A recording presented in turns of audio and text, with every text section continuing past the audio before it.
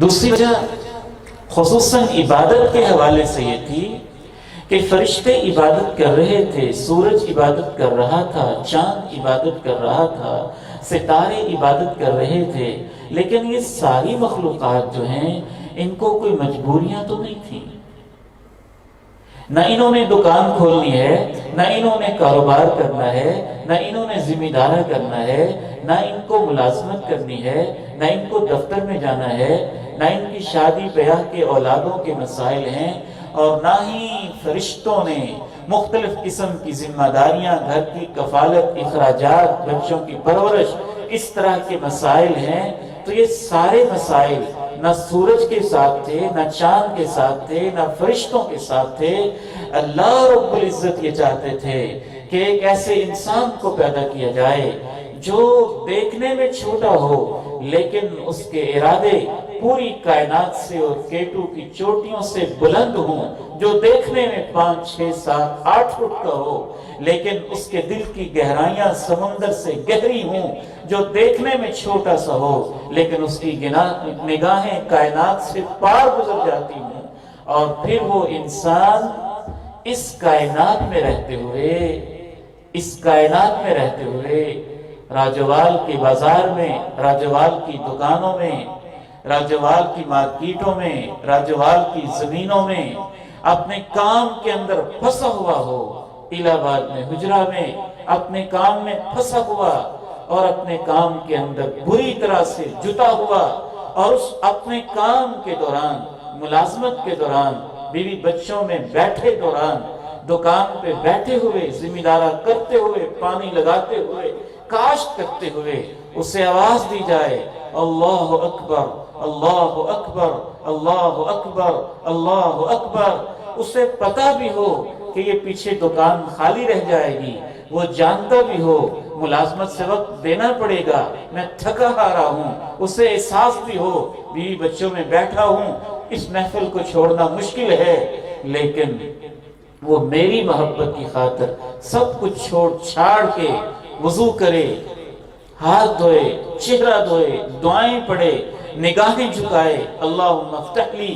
ابواب رحمتی کا پڑھتے ہوئے مسجد میں آئے، کبھی یوں ہاتھ باندھ لے، کبھی جھک جائے، کبھی ناک کو نیچے رکھ کے اس سے لکیریں کھینچے، پیشانی کو نیچے دے کے رب اغفر لی، رب اغفر لی، اللہ معاف کر دے، اللہ معاف کر دے، اس کی زبان پہ یہ ترانے جاری ہو جائیں۔ یہ عبادت میرے بھائیوں، میرے بزرگوں، میرے بیٹوں، صرف ہم کر سکتے تھے، اس طرح کی عبادت فرشتے نہیں کر سکتے تھے۔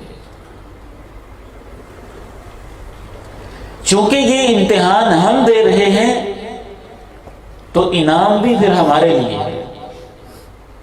میرے علم میں کوئی ایسی آیت نہیں ہے، کوئی ایسی حدیث نہیں ہے جس میں یہ بتایا گیا ہو کہ فلاں فرشتے نے عبادت کی تو اس کو اتنا ثواب، یا اس کے لیے اتنی بڑی جنت، یا اس کے لیے جنت الفردوس، یا اس کے لیے جنت عدن، یا اس کے لیے جنت میں ایک محل، یا اس کے لیے جنت میں ایک گھر، یا اس کے لیے جنت کی حوریں، یا اس کے لیے جنت کے باغات، یا اس کے لیے جنت کی نعمتیں۔ کم از کم میرے ناقص مطالعے کے مطابق ایسی کوئی حدیث نہیں ہے۔ وجہ یہی ہے کہ وہ امتحان میں آئے نہیں، وہ تو امتحان دینے سے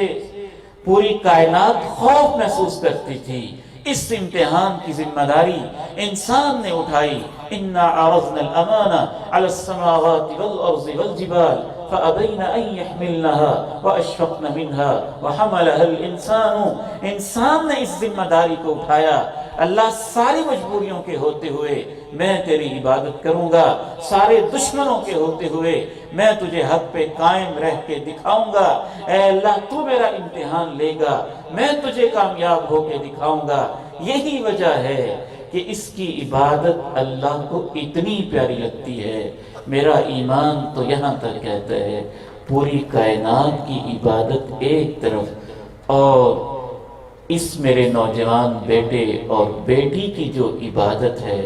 2-4 رکعتیں، 1-2 دن کی نمازیں، پوری کائنات کی ساری زندگی کی عبادت سے اس کی 2-3 دن کی عبادت بھی اللہ کو زیادہ پیاری لگتی ہے، کیونکہ اس کی عبادت کا انداز نرالا ہے۔ اس طرح کا انداز فرشتوں میں نہیں دیکھا گیا، باقی مخلوقات میں نہیں دیکھا گیا۔ یہی وجہ ہے